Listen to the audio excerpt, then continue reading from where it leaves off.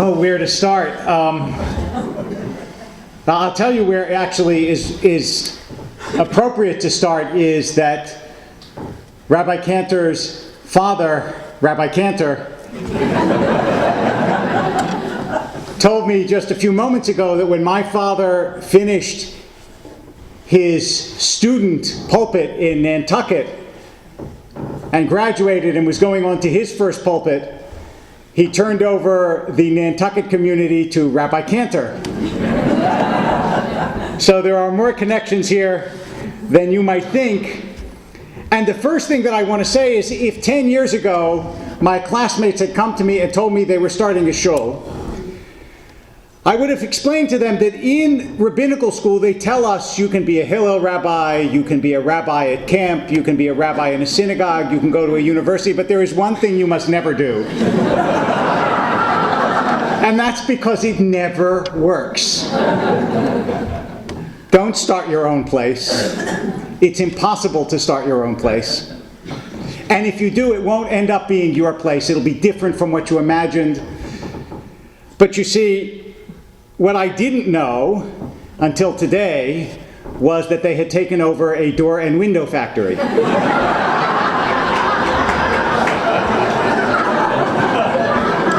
And what they made of their synagogue was a door and window factory. Because that's what a synagogue should be, where you see different vistas and you open to different places and you find yourself not where you thought you were going to find yourself, but in order to do that you have to have people who know how to create windows and open doors. And you are lucky enough to have those people. Not only are they brilliant teachers, but as I said to somebody earlier today, what everybody in rabbinical school knew was that your rabbis were who they were. I know that this might be shocking to you, and to some of you it won't be shocking, but the rabbinate is a profession that makes you artificial very easily. Because people have expectations of you, and you want to meet them more than you want to be yourself. But that was never true of your rabbis. And that's why they did that which is virtually impossible, which is to create their own place, to make it their own, and for it to succeed, and why you're all there. And why even though I know that, as Jeremy said at the beginning, that's not really their concern whether it shrinks or grows, I have a prediction. Which is that the 20th anniversary, this room will not be big enough. I was asked to speak about prayer. But let me start, as I should, since I come from the ancient community of Los Angeles, with an old Jewish joke. And this really is an old Jewish joke. It's about the rabbi and the wagon driver, a balagola, as it was known in the old country, and they were heading to a community where they had never visited. And the wagon driver says to the rabbi, "You know what, I envy you." He says, "Why do you envy me?" He says, "Because when we get off this wagon, everybody's going to come to you. Rabbi, it's so wonderful to see you, and you honor us by your presence," and so on, and nobody's going to pay attention to me, because I'm just the wagon driver. The rabbi said, "You know what, you're right. Let's switch. I'll sit in front, you sit in back. That way, when we come, everybody will think you're the rabbi, and you'll see what it feels like you should have this experience." So it's great, so they switch, and sure enough, when they come to the city, the wagon driver gets everybody, makes a big fuss over him, and look, it's the rabbi, nobody pays attention to the rabbi. And they give him food and drink and so on, and then someone comes up to him and says, "Listen, Rabbi, I have a question for you." And he asks him an intricate, complicated Talmudic question. He says, "I've been waiting for you to come so I can find the answer." The rabbi freezes, or the wagon driver freezes for a minute. He doesn't know what to do, and he thinks, and then he goes, "You know what? I know you think that's a question. Where I come from, that's not even a question. In fact, that's so simple-minded, my wagon driver could answer it."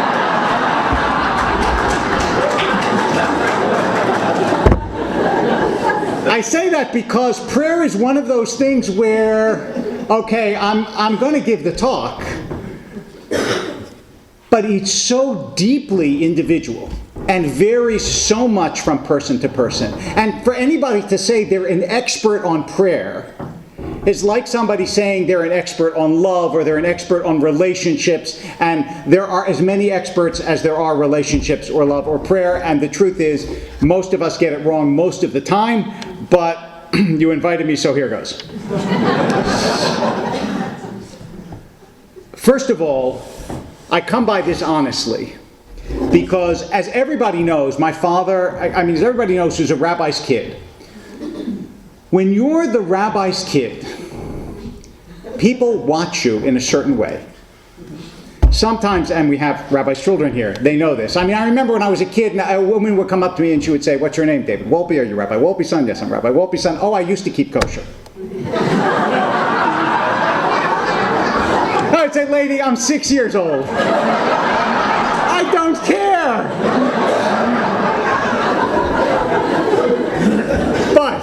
But you get that. And what you get in synagogue is you realize very early on, it's a little warm, so please feel free to take your jacket and loosen your tie.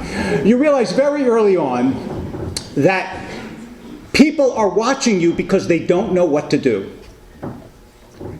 When you stand up, everyone stands up. Maybe you're going to the men's room, but everybody stands up because they think, and we feel uncomfortable. In fact, I have a story about this. I wasn't planning on this, but I only have one good Jewish football story, so here goes.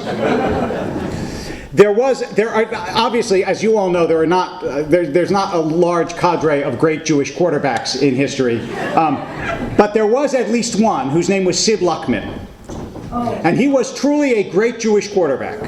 And when he first started to play, and I have actually confirmed this with people who were friendly with him, so this is not a story that a rabbi is telling you, but it's true. When he first started to play, he thought to himself, my parents, who are Eastern European immigrants, they don't know from football. They're not going to understand. So he goes to the coach and he said, "Listen, I don't want to put them up in the bleachers. They're going to be lost. They're going to be confused. Let them sit on the sidelines, if you would. Let them sit with the players. At least they'll feel like they're part of it." The coach is fine.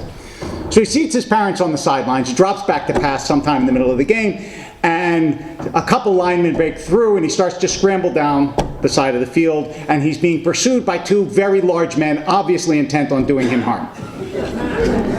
His mother, seeing this, jumps to her feet and says, "Sid, give him the ball, I'll get you another one."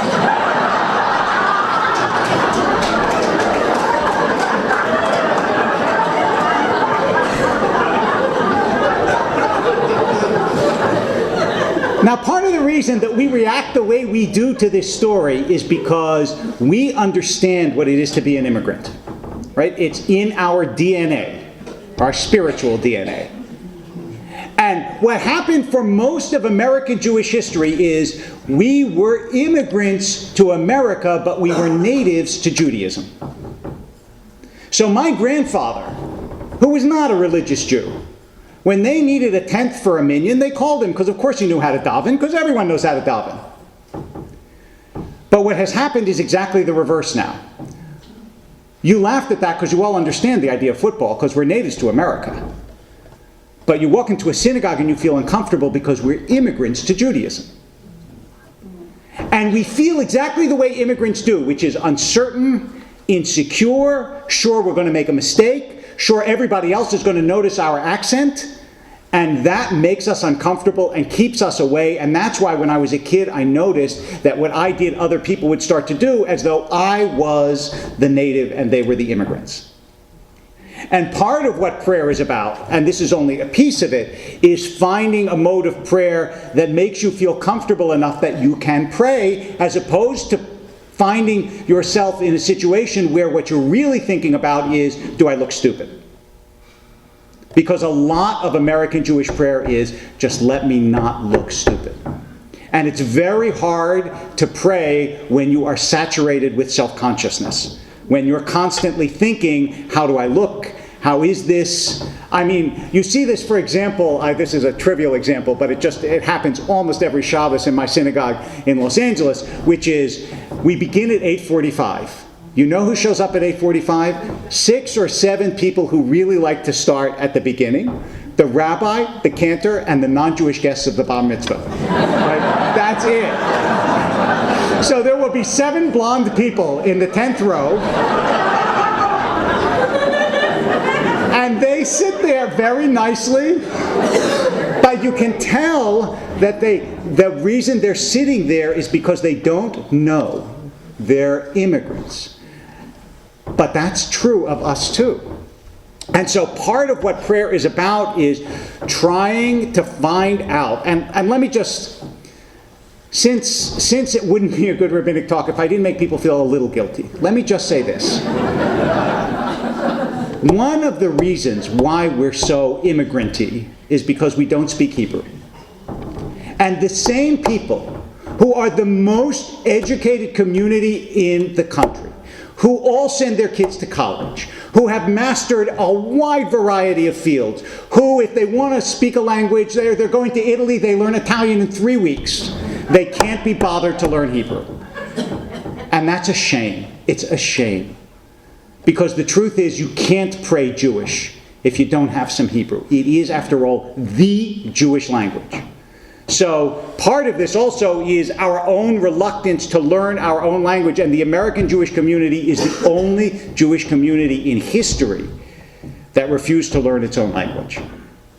So that's at least a piece of it, and I don't want to leave that aside because it's real, which is, even if it's just you hear it often enough so that you can say it, it really does make a difference to the degree of comfort that you feel, whether you can at least read and enunciate the Hebrew. Now, the real problem of prayer, as Heschel said, is the problem of God. You can't address prayer without talking God.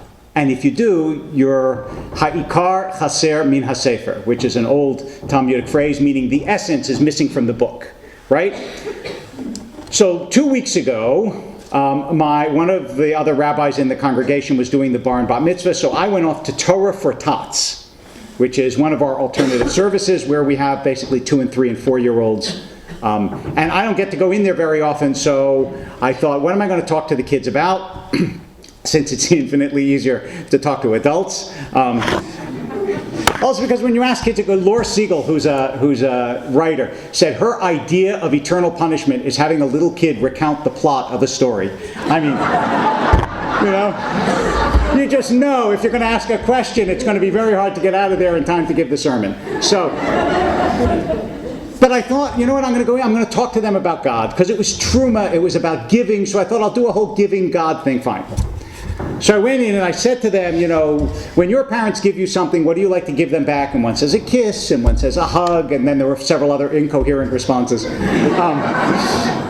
And it's funny, in the main sanctuary cell phones go off, and Torah for Tots is just kids crying.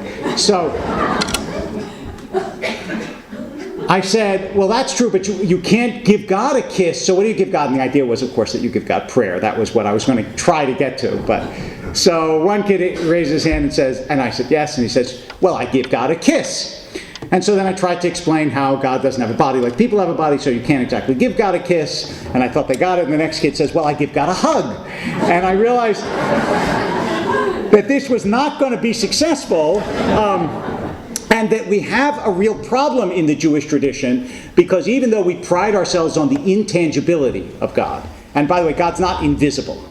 Right? Invisible means you have a body but you can't see it. As though if you put a hat on God, you would see the hat go down the street, right? God's not invisible, God's intangible, like love, right? That's how I explain it to children, right? You can't point to love, but you feel like love exists because love is intangible like God is intangible. Fine. But that idea that something is intangible makes it very hard when you pray to know what it is you're supposed to be thinking about. If you have an image, as we all did when we were kids, of the old man with the beard, at least you've got an image. But when you take the image away, the Jewish tradition doesn't give you anything to substitute for the image. So there is also a mental discipline as well as all the other stuff that's involved in Jewish prayer. And that's why what we tend to focus on are words. Baruch Sha'amar v'haya ha'olam. God creates the world with words. Blessed be God who spoke and there was a world. And that's one of the reasons why we are so infatuated with words, is that's what we focus on. We focus on the book. I mean, this may sound normal to you, but it's not true that every religious community, when they want to have a celebration, invites someone to give a speech.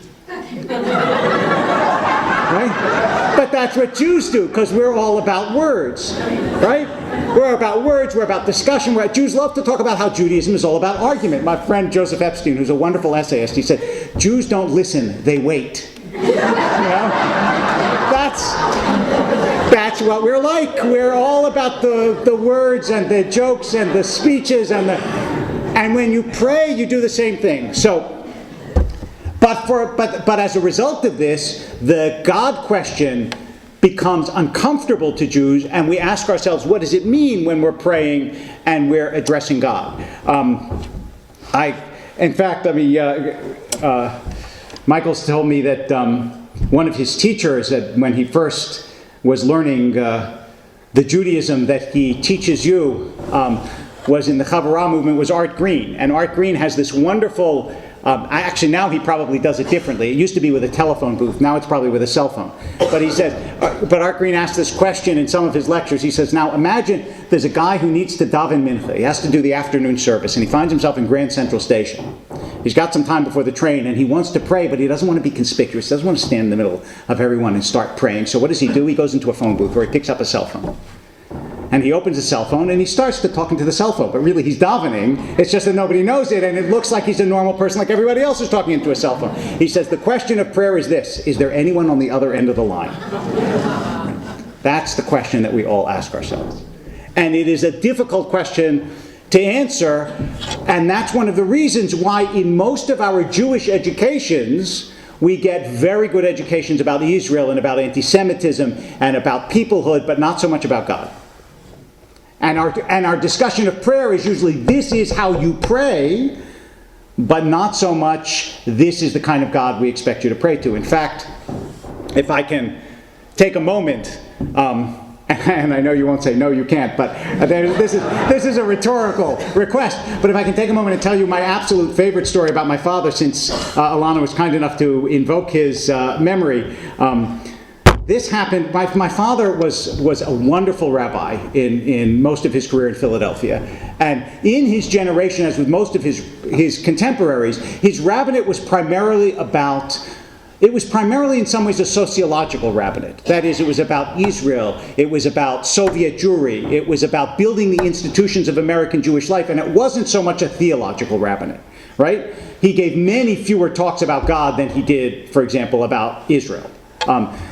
When I graduated, because you have to do something, I mean, your father's a conservative rabbi, you're a conservative, you've got to distinguish yourself somehow, so I thought I'd go the God route. So my first couple of books were about God, and one day I was sitting in my office at what was then the University of Judaism, is now American Jewish University, and I got a call, and the guy says, my name is so-and-so from Newsweek magazine, and we're doing a cover story on God. Are you willing to be interviewed? Sure, and I'm talking to him, and I'm thinking, short sentences, because I want to be quotable. Finally, I say to him exactly what I said to you about my father, and that this was his concern, this was his emphasis, that wasn't his emphasis, all right. So then every week, of course, I'm going by the newsstand to see if my Newsweek came out, and all these, trivial world events keep intervening. But each year at Christmas and at Easter, you may not know this, they have the religion issue of these magazines, and they're always the best sellers, by the way, always the best sellers.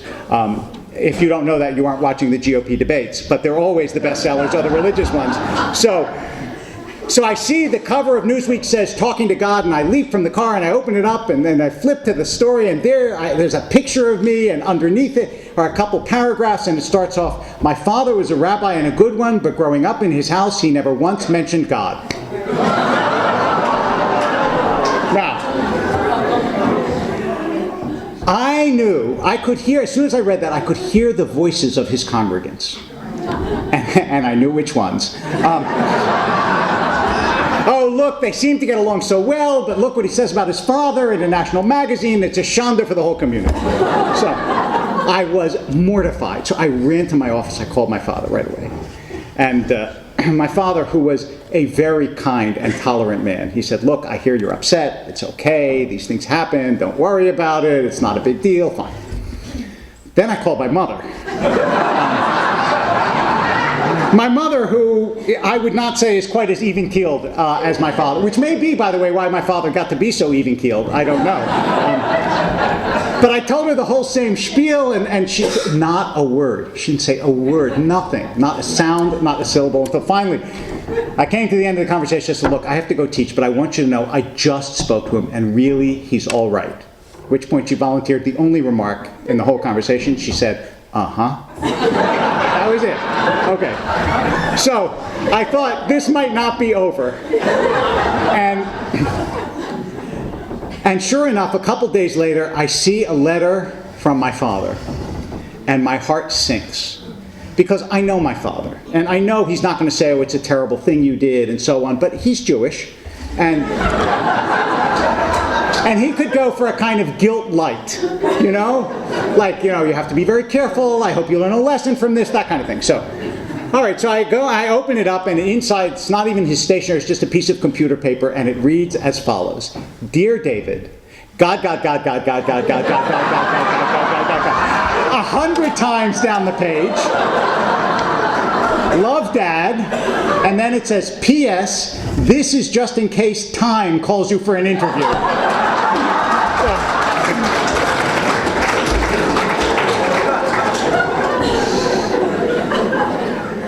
So that God thing is, in fact, an issue. And I think that, by the way, it's one of the reasons why we make prayer so formal. Because if you know that prayer consists of you go at this time and you say these prayers and then you are done and then you have done it, you don't have to trouble yourself with the deeper theological questions that otherwise are troublesome. But if you look, for example, Moshe Greenberg, the late Bible scholar who did a little book, he had a great idea. He thought, I'm going to look in the Bible and see how people pray in the Bible. And he did a little book called Biblical Prose Prayer. In other words, not the Psalms, not the poetry. Just when people in the Bible need something and they pray to God, how do they pray? And what he saw was it was spontaneous and it was short. Like when Moses says, when Miriam gets sick, El na rafana la, 5 words. Please God, please heal her. That's it. He's done. Very different from our prayer. Not elaborate formal prayer, but emotional, direct, and short. But of course, that prayer, that kind of prayer, the prayer that spontaneously grows from your heart, has advantages and disadvantages. It may be deep, it may be authentic, it may be emotional, but it's not shared. You can't have a spontaneous emotional prayer in community that everybody shares. And so we have to try to create this balance between a community that prays together and at the same time a community that prays authentically. Moshe Greenberg's father, Simon Greenberg, who was my homiletics teacher and I think his last or nearly his last year at the seminary, once told me that the way Jews pray is they pray alone together. And if you walk into a traditional service, that's exactly what it's like. We pray alone, but we do it together. Which is this attempt to balance those two very difficult facets of prayer, the ability to express yourself and to say what it is that you want, and I'll come to whether God answers in a second, and also the need that Jews have to pray in community, to ensure that your prayer does not isolate you, as it could easily do. Alfred North Whitehead said that religion is what a man does with his solitude. But that's not true in the Jewish tradition. Not at all. That's a very Protestant view, and Whitehead was, of religion. But Judaism, in fact, is by and large, religion is what people do in community, as opposed to what people do in solitude, although not that we're against solitude, but we only like it for short amounts of time. So, I want to talk about the kinds of prayer for just a second, and in particular, I want to spend at least a little while on the prayer that is most problematic, which is asking. We don't have a problem with gratitude, right? Everybody understands that essentially 99% of what you have in this world, you didn't earn. It was a gift. Because even if you worked hard, and I'm sure you're all very hard workers, but even if you worked hard, you could have been born in a relocation camp in the Sudan and it wouldn't have mattered how hard you worked. You wouldn't have gotten anywhere. Or you could have been born with a brain that didn't work very well and it didn't matter. Or you could have been born in a home that so destroyed the possibility that you could ever make a successful effort that it wouldn't matter. And so we walk around struttingly thinking that we get what we deserve, when in fact the truth is we're just very, very lucky. Which is, by the way, not to make you feel guilty. We shouldn't feel guilty. You shouldn't feel guilty for good fortune. You should feel responsible to spread it, but not guilty that you have it, right? But this idea that you make your own luck in this world is an idea that's very popular among lucky people. But unlucky people know better.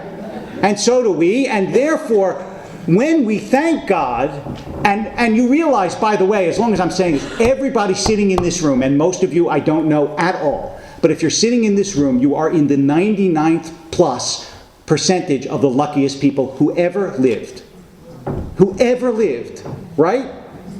And you know that that's true. So that being the case, and don't get me wrong, I'm not Pollyannish about this. I know that if you go out after this and you know that you're in the 99th luckiest percentage of people who ever lived, probably much higher than that, probably 99.9, I know if you have a flat tire, you'll still be upset. And you'll still say, how could such a thing happen to me? Right? So unfair. I know that. But let's at least hold on for a minute to the realization that we are unfathomably, incredibly, unwarrantedly fortunate. That being the case, we understand prayers of thanks.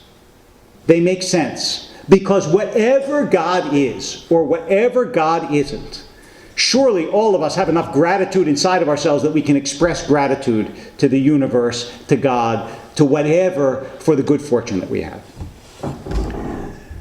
The problem is the prayer of request. The problem is, what about when you're asking for something?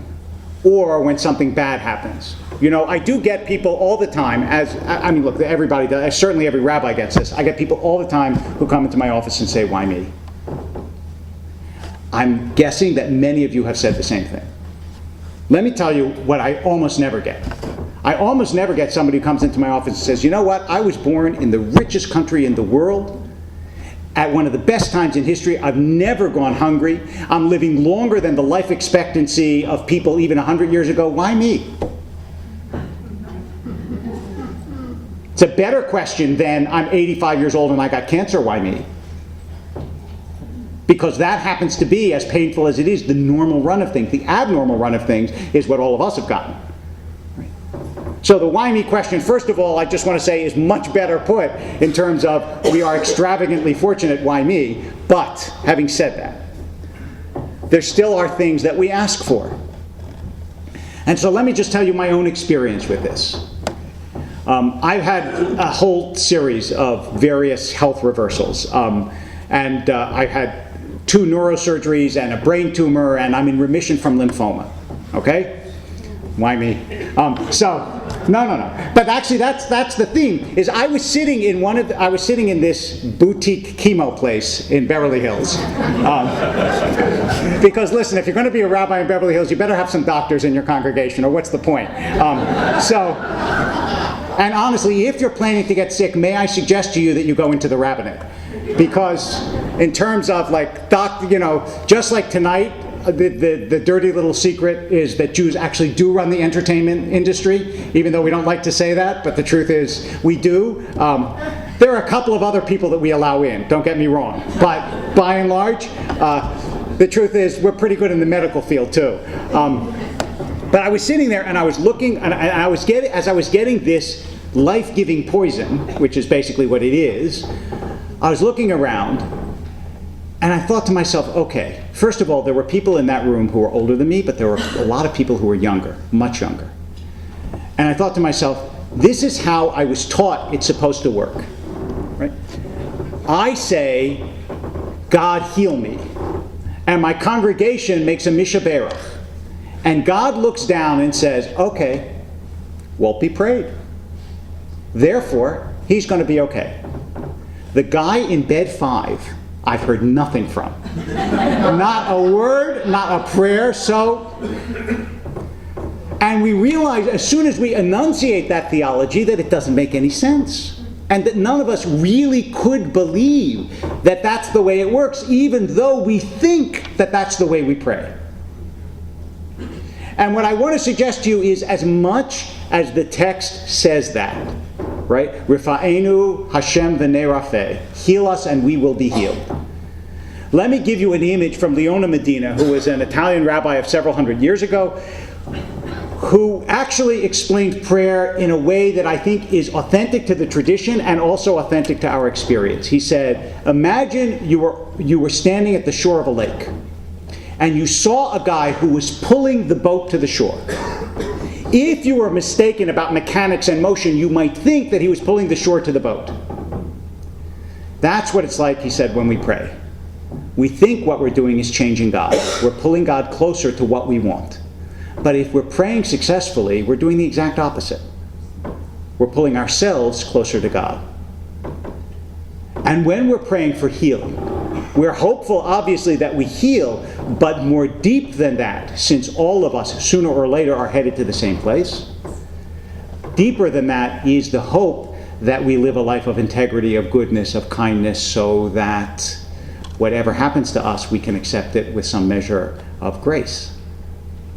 That's what prayer is. And when we pray in community, what we're doing is we're trying to sort of toss a rope around a bunch of people and make them part of our own circle. That's what we're trying to do. And the reason that we sing together is because there are very few things that you can do simultaneously with other people that is where you're doing the same thing and you're able to lift someone else up as you are uplifted at the same time. And you know that the rhythm of Jewish prayer, both the singing and the individual part, both of them are very powerful. But they are much more powerful, I hate to say this, but it's true, if you do it all the time. And we all know this about everything we do. If you exercise all the time, it's different. If you write all the time, it's different. When you go to work every day, you work differently than if you go once a month. And the same thing is true of prayer. In a weird way, even though we think of regularity as being the opposite of inspiration, it is regularity that induces inspiration. Right? There's a wonderful story about Isaac Stern, the violinist. A woman came up to him after one of his concerts and said, "I would do anything to be able to play like you." And he said, "Really? Would you give 10 hours a day for 12 years? Because that's what I did." It is the training that allows you to make the music. And that's why if you're in a place where instead of it being a song or two, where there's some traditional prayer and it happens week after week, the rhythm starts to seep into your soul, and then you pray differently, and weirdly enough, you're less concerned about the outcome than you are about the prayer. Because the aim of prayer is prayer. The aim of prayer is not so that you get your wish granted. Right? Prayer is about relationship. And it's relationship in 3 different ways. First, it is relationship to yourself. If you can dig deeply down inside yourself so that you start from the bottom and the prayer fills you up, then you leave your prayer differently than the way you entered. And second, if you pray in a community, then you understand that you have experienced sacred time with that community. And I don't know where you get that in America in the 21st century outside of praying together. You can have communal time, but I don't know where you get sacred time. And the third, of course, is that you have a relationship to that which is greater than yourself, that which is transcendent, that which we call God, as inadequate as that term may be, for whatever it is that we intuit or hope or dream is beyond ourselves. But those are the 3 things that a traditional prayer can give. And traditional here I'm talking about in the broadest sense, whatever traditional means here. And that doesn't mean, by the way, as you know, it doesn't mean that prayer isn't susceptible to intellectual pressure, that you shouldn't study it and learn about it and so on. There's a beautiful story. As long as I started in Eastern Europe, let me come close to ending in Eastern Europe because I want to I want to use just a few more minutes, and then if you're willing, and we have time, I would love to take a few questions. There's a story about a man, a wealthy man, who decides he wants to marry off his daughter. So he goes to the biggest yeshiva, and he says, I'm going to pose a Talmudic dilemma. And anyone who can answer this question is worthy to marry my beautiful, rich, accomplished, intelligent daughter. Why not? It's my story. I can make her anything I want, right? She plays piano. You wouldn't believe what this woman can do. So, okay. So the first day, the entire yeshiva shows up. Everybody, one answer after another, they're all wrong. The second day, the crowd diminishes, and it diminishes. I won't go through the whole spiel. You get the idea. The last day, there are three students left. First one gives an answer. No, it's not the right answer. Second one gives an answer. That's not the right answer. The third one gives an answer. He says, no, that's not it either. He says, obviously, there is nobody in this entire yeshiva who is accomplished enough to marry my daughter. Gets back in his carriage and starts to drive off. And he hears someone yelling behind him, and he looks back, and one of the yeshiva students is running after the carriage. So he tells the driver, stop. He stops. And out of breath, the yeshiva student comes to the window of the carriage, and he says, look, none of us could get it, but please, please don't leave without telling me what the answer is. And he says, you're the one. That's part of us too. It's what Maurice Samuel, by the way, said about the Jewish people. He said the reason we still exist is because the Jewish people is not going to leave this world until we figure it out. And that idea, the idea that we're not, it's not emotion alone that guides prayer. It's also the way we think about things. And they're not entirely separate, because you know the way you feel affects the way you think, and the way you think affects the way you feel. And by the way, another aspect of prayer is also the way you move. And the way your body works affects what you do. Right? In the Jewish tradition, we understand and have always understood that emotion sometimes follows action. It's not that you feel a certain way and so you do a certain thing. Sometimes you do a certain thing and therefore you feel a certain way. Look, everybody here has been depressed at times, and you sit alone in a dark room and a friend says, let's go out, and you go, no, I don't want to. And you know why you don't want to? Because you're enjoying your depression. And you know if you go out, you're gonna feel better. You can't help it. So you don't want to go out because you know that your emotion will follow your action. So when the Jewish tradition says come together on a Shabbat morning and pray with people, it's because you know that it will change the way you feel if the prayer is the kind of prayer that moves you. And different prayers will move different people. There's no one cookie cutter way for Jews to pray. Never has been and never will be. It's one of the reasons, by the way, we think of it now as mainstream. It's one of the reasons why the Hasidic movement was in its day so disliked and reviled. Because it changed the way people prayed, and everybody was happy with the way they prayed, or at least they thought they were. Right? And so, for example, the Kotzker Rebbe, who used to pray whenever he felt like it, and he would have his community pray whenever they felt like it. And they would do mincha in the evening, and they would do, which you're supposed to do in the afternoon, and so on. And when someone from another community asked him how he could do such a thing, he said, that's because in your town you have clocks. In Kotsk we have souls. He wasn't such an easy guy to get along with, but nonetheless, you get the idea, which is prayer has to vary, and therefore there will always be lots and lots and lots of synagogues with lots of varieties of prayer. But when you find one that speaks to you, make it your own. And the way you make it your own is by not dropping into it on occasion. And I could give you endless analogies, but you get the basic idea. I want to just say one other thing, and then I'm going to wrap up with this, which is that ultimately, if you read the prayer book in English and you ask yourself, do I want this and do I want that, you're going to discover that much of what you pray for is not what you would pray for if you would pick. Some of it is, but some of it's not. For example, if you pray for restoration of sacrifices at the temple, probably not what you would pick.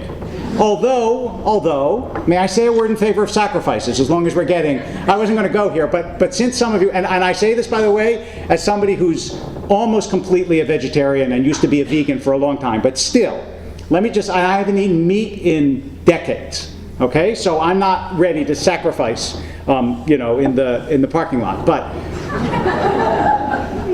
think about this: if you do eat meat, you know where your meat comes from. It comes from a factory where they slaughter it and they put. I visited a chicken factory once when I was working on a campaign, and there's this. It's an awful experience to go and see what a slaughterhouse is in modern America. But you see it in cellophane, so it seems all civilized. But realize that when they sacrificed animals in the temple, most of those sacrifices were eaten. They were mostly for food, and it was done with a sense of awe. Taking life is not just a factory farming where you slaughter thousands of cows in the course of a day. It was rather, we acknowledge that God gave this life, and there are prayers, and it's awe. And so the idea of sacrifice was in some ways much more humane than the meat that you buy at Whole Foods. So, having said that, just because I didn't want our ancestors to get short shrift here, nonetheless, much of what you pray for you don't want. And yet, prayer is not actually as literal as that. Prayer really is poetry. When you pray, you're reciting poetry, and it's the poetry of the ages. And it goes back almost beyond memory. And you understand that thousands of generations of Jews have said these same words. And their aspirations were not so different from ours. Their fortunes were very different, but their aspirations were not so different.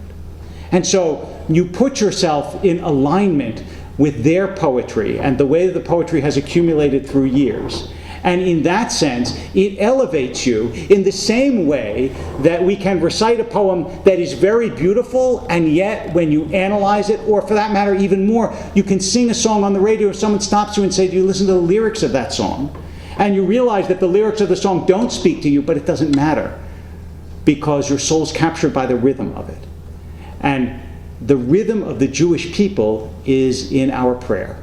More than anything else. It's less in study than in prayer, because not every Jew studied, but every Jew prayed. Every Jew prayed. That's where the rhythm of our people is. And when you create a synagogue, what you're doing is windows and doors. New places and new ways for people to hear and experience and practice the rhythm of our people. That's what you have collectively done. It's, after all, your rabbis led you, but they can't do it alone. It's what you've done together. It is a wonderful and a beautiful thing. And all I can tell you is, God bless you. Thank you.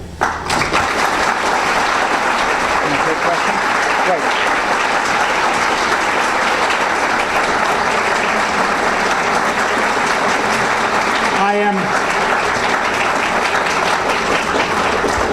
in an absolutely unprecedented rabbinic happening. I have time. I spoke more briefly than I might have, and therefore I'm happy to take a couple questions if there are comments or anything that is brief.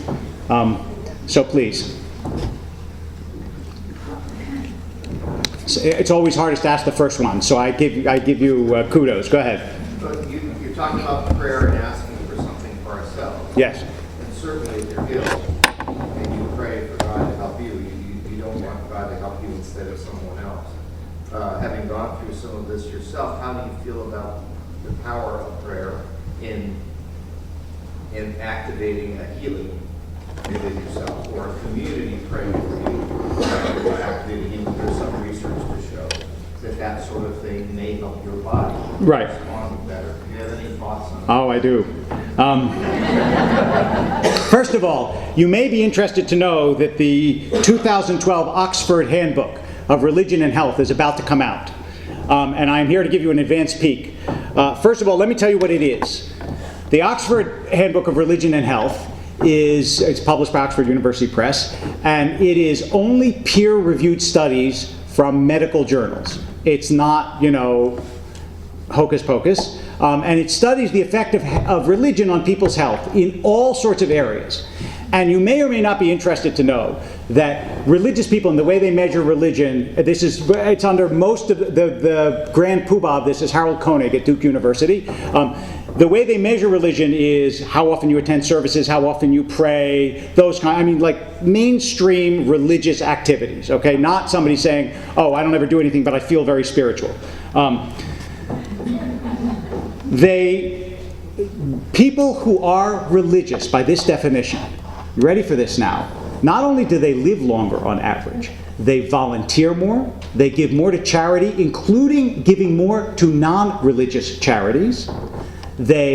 I was going to say they vote more, but that doesn't sound right. They vote in elections more regularly. How about that? They follow their doctor's directions better.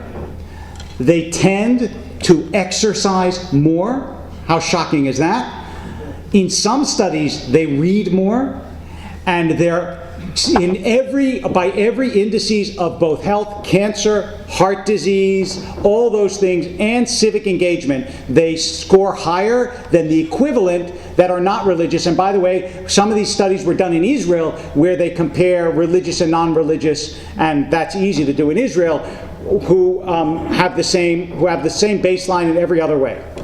So the answer is that being part of a religious community, and we don't know why. There are lots of theories about why, but being part of a religious community not only makes you a better citizen, but it also keeps you healthier.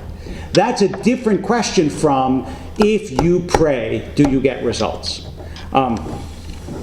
So let me put it this way, and I don't, I've done a bunch of debates with, I did a bunch of debates with Christopher Hitchens, of blessed memory, so to speak. I don't know how he'd feel about that. Look, I liked him very, very much as we disagreed. And I wrote a couple of obituaries when he died, but I don't know how he'd feel about my saying of blessed memory.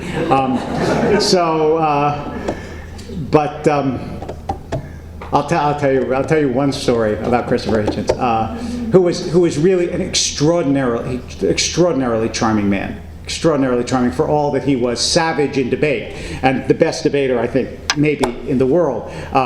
But my then 11-year-old daughter came to the first debate that I did with him. The first debate that I did with him was second debate was in Los Angeles, and he completely charmed her because she came up to him and he put out his hand and said, "Hitchens here," in his deep British baritone, and she just thought that was so charming, and it was great, and everything was going fine until the moderator asked him, with her sitting in the front row, "Did you ever pray for anything?" To which he said, "Yes, once, for an erection." And I looked at her and I thought, did she catch that?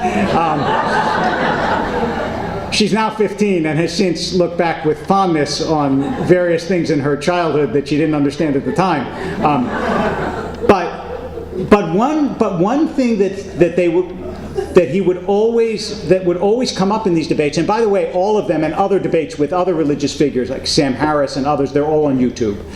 They're all available, and some of them are better than others. Some of them are really interesting. Not only mine, but other religious figures with them. If you're interested in this stuff. He would always say that these studies are suspicious. These studies that link, and some of them are suspicious, that link religious behavior and prayer, especially third-party prayer. And I would always say that I would never be religious for utilitarian purposes.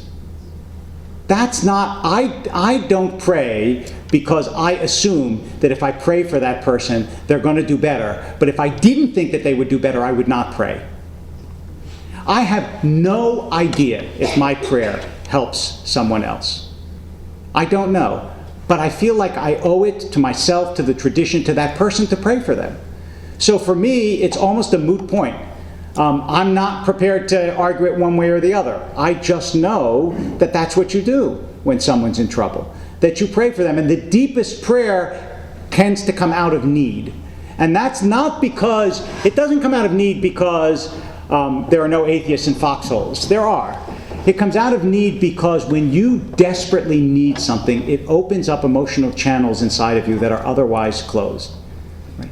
I mean, you know, and I know, if you walk out of here and something scares you, or you get a call on the phone where you hear bad news, or you hear something that's potentially frightening, you will feel all sorts of things that 10 minutes before you didn't even know you could feel. So I think of it this way. It's like, I do a lot, not as much as I used to, but I used to do a lot of flying around the country and abroad.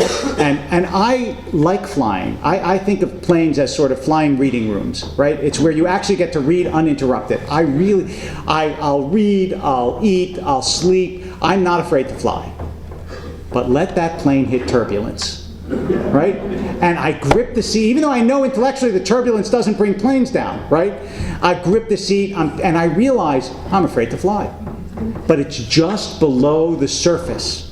And unless life hits turbulence, you don't realize how scared you are and how many emotions are roiling just below the surface. But once that breaks through, then all of a sudden you can actually access things, including religious emotions, that are otherwise cut off. So when someone's in trouble, yeah, you should pray for them, and it's powerful to pray for them. And will it make a difference? I have no idea.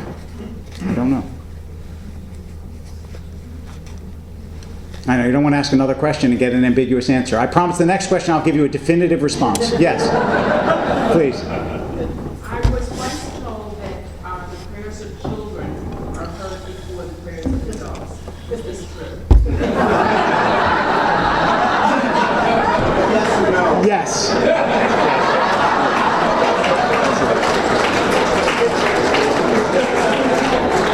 But not any children. Just well-behaved children.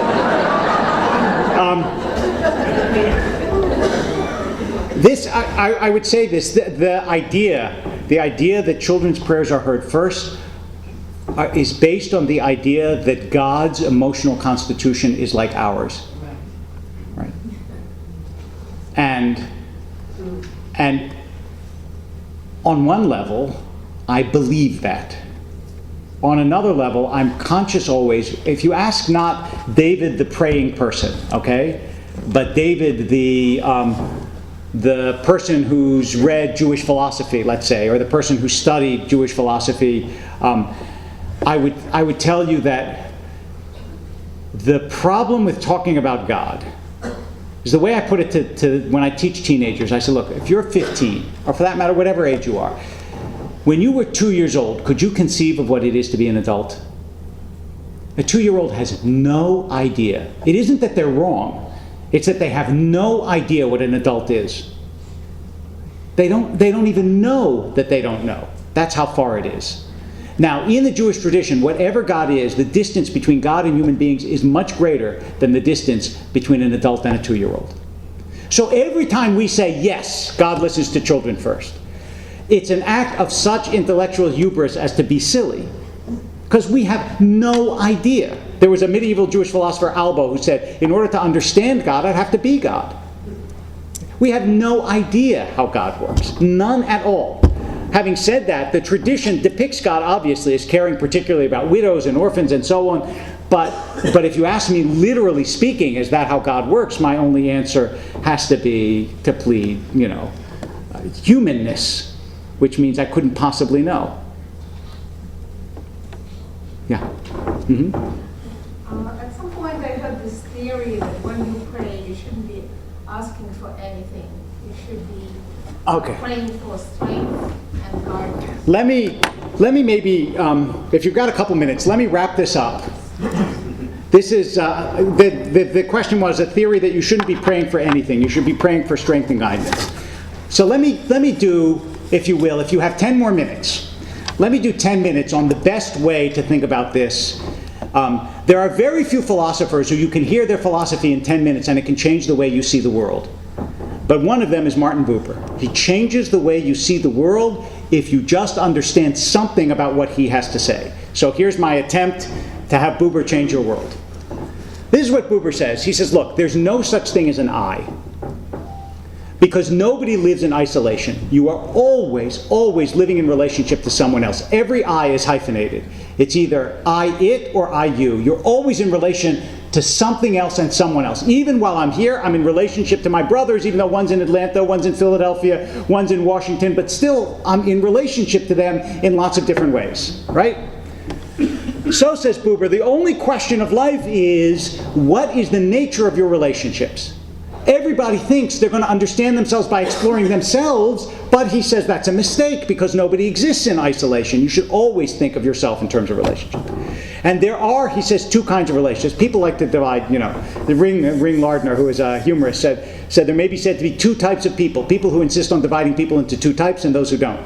So Buber has two types of relationships. One he calls I-it, and it is a relationship of use. So if I say to you, please bring me a glass of water, I may be perfectly nice. It's not that I'm being mean, but I am treating you as a vehicle to get me water. That's ultimately what I want. And most of our relationships work like that most of the time, even if I call you to cry on your shoulder. It's still a relationship of use. It's an I-it, okay? And I-its are along a spectrum, right? I-its can be more intimate, less intimate, kinder, crueler. You get all of this, right? I've only got 10 minutes, so. The tough part, says Buber, is to understand I-you. And he doesn't give I-you or I-thou in the original translation. He doesn't give I-thou an exact definition, and here's why. An I-thou relationship is when you encounter the entire human being. You're there fully, they are there fully. Okay? So, for example, every time you speak to someone, you have a line of type underneath your words that you're thinking about, right? I think of Annie Hall, if you're allowed to quote Woody Allen still in Jewish audiences, but there's this, in Annie Hall, when they're on sort of their first date and they're talking, all of a sudden a line of type appears at the bottom of the screen, and he's saying to her, this is a lovely apartment, and he's thinking, I wonder what she looks like naked, okay? We all have that line of type all the time. Right? I'm talking to you and I'm thinking, what am I going to say next? Is this clear? Right? How much time do I have? Should I say this? You always have that line. When you have an I-thou relationship with someone, you are fully present. You are fully present. You don't have an agenda. You don't want to get anywhere. You don't want to do anything. You don't want to use them. You want them for them. That person for their person, and you just want to be there. That's why I always think, if you're having an I-thou relationship and you say to yourself, hey, I'm having an I-thou relationship, it's over. Right? Because then you've just stepped back and you've become an editor instead of a presence there, okay? That's Buber's basic idea. And I could say a lot more about it, but we don't have time. But Buber, unlike almost any other Jewish philosopher who has ever lived, has a definition of God. And this is his definition. He said, God is the thou, who by his very nature will never be an it. And what he means by that, okay, is when you treat God as an it by saying, this is what I want from you, God, you think you're talking to God, but you're not. Because God doesn't want to be treated as an it and will not be treated as an it. What God wants from you is you. You. So the only kind of relationship you can have with God is a relationship of authenticity and presence. That's not TS. That would make God into an it, but presence, to be present, right? That is fully engaged in a relationship. Remember that when Moses dies, right? Here's Moses, the most important figure in the Jewish tradition. And what does the Torah say when he dies? It doesn't say Moses did the most mitzvot. It doesn't say Moses was the most ethical man. It says Moses saw God panim el panim, face to face. So Buber looks at that and he says, what does that mean? It means that Moses had the most comprehensive I-thou relationship with God. That's what it means. Right? That's why the general idea of what Buber, if you think back, it can be with a stranger on a bus. But if you think back on the relationships that you've had, there have been moments, sort of what Wordsworth would call spots of time. There have been moments when you've had that, when you've looked, think of it this way. In a sanctuary, what's the representative of God? Right? We know in a church there's a picture of God. But in a sanctuary, when you walk in, some people will say the light, which makes sense, right? Because you can't, and just as you can't see anything, you can't see light, but we see each other because there is light, so you can't see God, but we see each other because there is God. It's a nice idea, but actually, it's not the light, and it's not the Torah, because the Torah is God's will, it's not God. But there is a representative of God in the sanctuary, which is you. You. You are in the image of God, and if you want to see an image of God in this world, the best place to look is in the eyes of the person sitting next to you. And when you look in their eyes, you see an image of God. And I want you to know, I've said that many times, and every time I say it, the same thing happens. Just happened here. I won't point to you. You know who you are. Which is people will look at the person sitting next to them, and then they'll smile. And I want to tell you why you did that. I know it's chutzpahdik, but I'm going to be on a plane in an hour. So you did it because what Buber is teaching is true. It's extraordinarily powerful to look in someone's eyes. And you weren't ready for it. And so you did what people always do when they feel an emotion and they want to get rid of it. You made it into a joke. It's what Nietzsche said. Nietzsche said, wit closes the coffin on an emotion. You feel something, you want to get rid of it, you make a joke, and it's gone. But later on, when you're not sitting here, look in that person's eyes again, and you will feel what Buber is saying, which is that there are moments when you just see the other person and they see you. And that's what he says we should have with God. Now, I grant you this is an ideal, right? You can't do this all the time. Sometimes you need to pray for what you need to pray for. But to think of it as an aspiration with the way we relate to people and to God, that's very powerful, especially in the age of social media where people don't see each other. And I say this as somebody who, God help me, I have a Facebook page.